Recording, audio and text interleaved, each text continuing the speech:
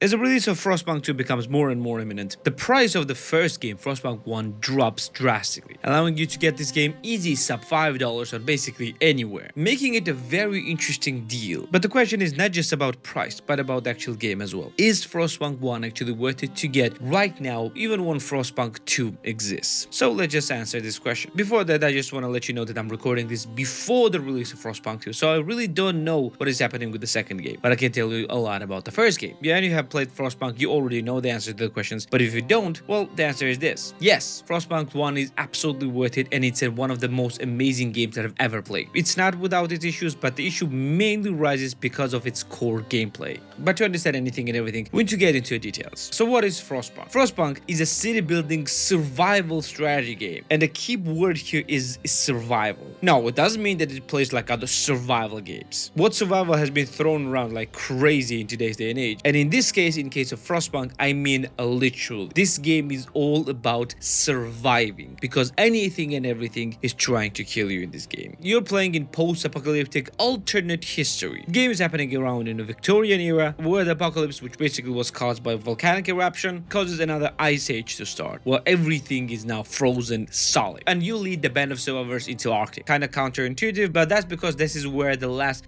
big heat generator and a lot of coal mines are actually located. So your goal is to build the last city on Earth and to survive. And the game is all about building the city. The city has a circular layout, in the center of which is a big heat generator, and you have quite a limited amount of space that you can build it. And this game is harsh. Heat is the most valuable resource that you can get, and without it, the people will start dying. And your goal is start to collect resources around you to rebuild the society. And it does not sound that difficult, right? But the issue is the very limited nature of these resources and quite unpredictable nature of an environment. Well, it's rather predictable, but you need to be preparing constantly for those, well, events. In the beginning, it's all about the collecting the resources that is scattered around your city. It can be scattered coal, some type of crates where you can gather wood from, some kind of metal constructions where you can get the metal from, and things like that. But those resources run out very, very quickly. And to counteract that, you need to actually research different type of sawmills, lumber yards, coal mines, and things like that to actually start effectively extracting resources around you. And you need to be doing this while juggling also the food requirements, which is not easy to come by in a frozen wasteland around you, and also with the health and demands of your people. People require shelter, basically housing, they require food, and they require heat. Or otherwise, they will start getting sick, after which they require medical care, and if it will be insufficient, they will die, which will require, well, corpse disposal as well. And all those small things are incredibly difficult to juggle because of the very limited resources and the very harsh environment. And all those things that I'm talking is within the first few hours of the game, maybe even within an hour of the game. And all this paired with a very, very gloomy atmosphere of the game, very grim atmosphere, is incredibly difficult to juggle, but it's also quite satisfying to pull off as well. The game's core resource, the game's main thing that you need to control, is discontent of the people, or whether how unhappy they are, and their hope. So you need to keep the discontent low and hope high. And this hope and discontent are usually controlled by the amount availability of the resources, but also by the laws that you enact. Yes, you can actually make a political decisions. Like for example, early on you have an ability to enact child labor, meaning that whether you want to make children work as well or not. If yes, even though it will add you quite a lot of additional workers, it will also decrease the hope and increase discontent among the people. So you need to be very careful with decisions like that. And after that, you can make the decision whether you want to treat sick or not. Like for example, if you will not do that, you can just, well, dispose of them. You will not simply not treat them and just leave them to die. Or whether you want to make a radical treatment, like for example, with a frostbite, whether you want to amputate limbs or not. And it also goes to how you treat the dead, whether you want to bury them, whether you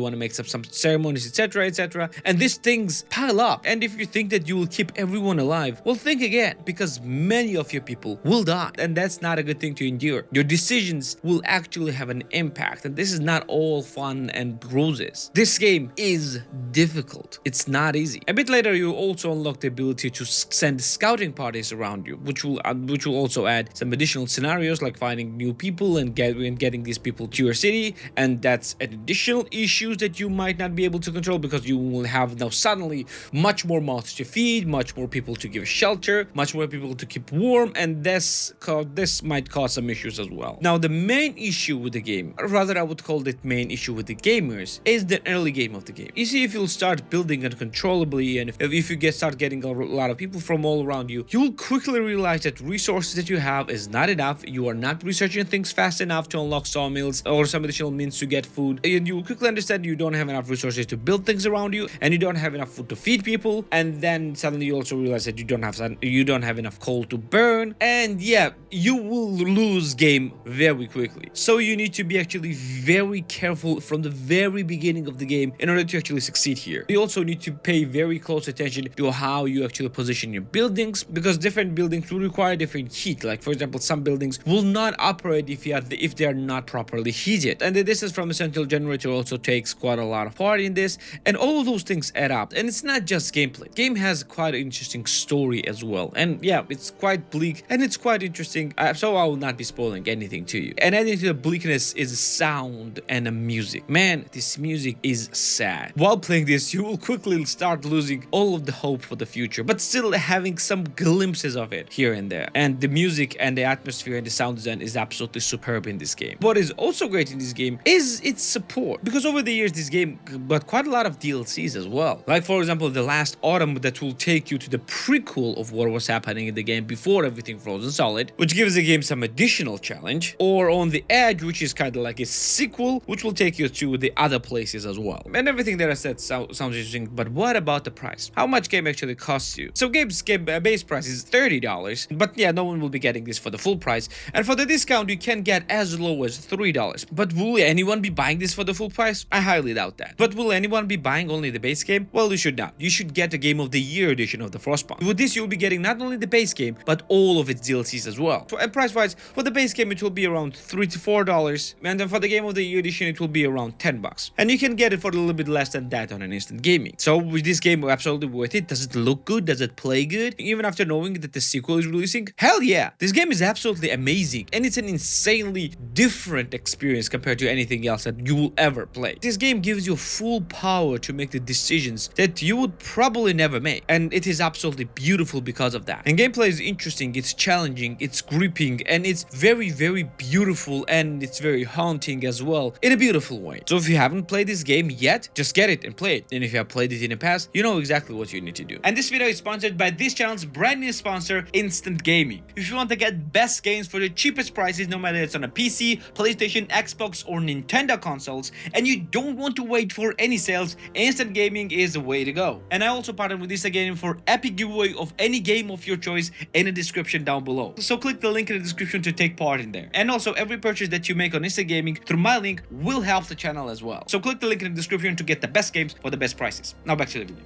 And if you like the games like that, you'll probably like strategy games, you can watch my list of best 27 strategy games right here. And if you're into more of a survival, then you can watch my list of best 27 survival games right here as well. Yeah, don't forget to subscribe right here as well, and I'm gonna see you in the next one. Take care.